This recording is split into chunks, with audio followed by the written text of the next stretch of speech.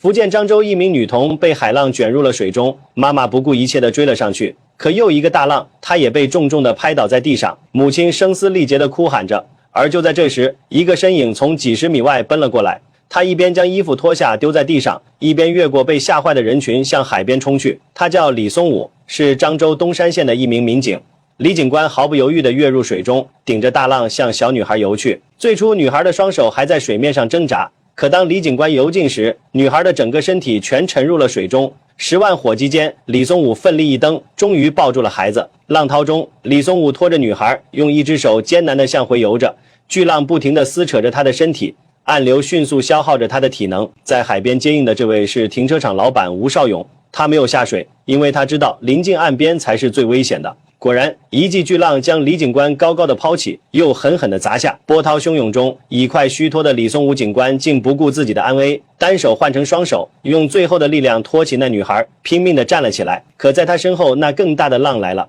危急间，停车场老板吴少勇冲入了大浪，将李松武救起，可小女孩却不见了。刚刚脱险的李松武警官望向海浪，还想再去救人，可此时的他已被累得连站都站不起来了。希望破灭，女孩的妈妈再次崩溃，众人也焦急地在海浪中寻找着女孩的身影。渔民卢金镇便冲入了海中，并机智地下潜，躲过了第一波的巨浪，而紧随其后的黑衣男子则被那巨浪打倒。但让人泪目的是，黑衣男子站起后竟再次助跑，再次向巨浪冲去。虽然他又失败了，但他依然是个英雄。与此同时，卢金镇第二次将女孩救起，20米、15米、10米，卢金镇死死地抱着孩子，拼命向岸边游去。这浪有多大呢？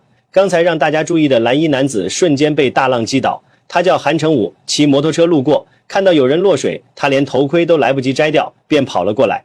您可能觉得他有些笨拙，但您知道吗？全程参与救援，被巨浪打倒了数次的韩成武，他也是位英雄，因为他根本不会游泳。然而此时看到抱着小女孩的卢金镇就要成功，大海突然咆哮，穷凶极恶的海浪瞬间将他吞没。